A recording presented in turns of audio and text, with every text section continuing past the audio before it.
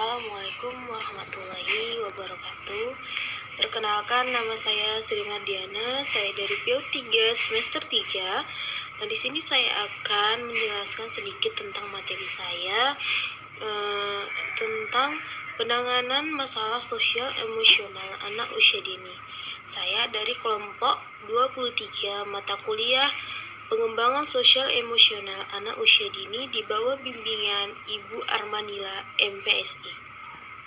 Pertama yaitu pengertian sosial. Sosial merupakan suatu kemampuan berperilaku di dalam lingkungan atau masyarakat yang sesuai dengan tuntutan sosial atau nilai, norma, atau bisa dikatakan harapan sosial.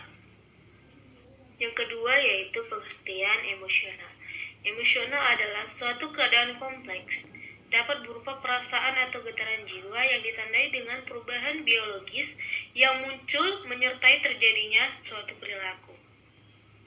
Kemudian yang bagian B, permasalahan sosial emosional yang dihadapi oleh anak usia dini.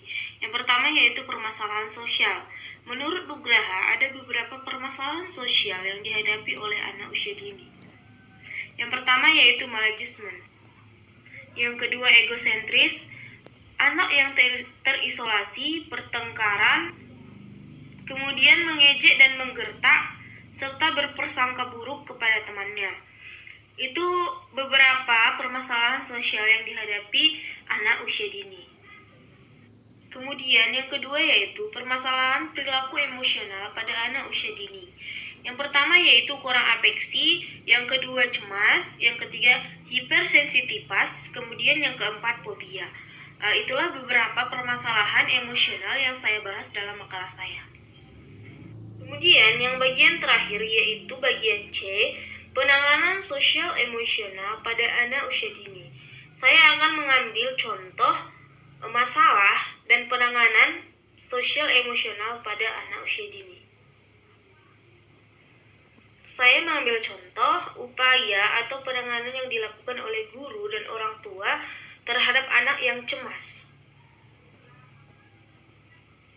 Yang pertama yaitu menenteramkannya. Seorang anak yang pencemas butuh orang dewasa untuk menenteramkannya dengan cara yang tenang. Kemudian yang kedua, mencoba mengalihkan perhatian anak dari hal-hal yang membuatnya menjadi cemas. Kemudian yang ketiga, tidak mendesak anak untuk memberikan suatu penjelasan.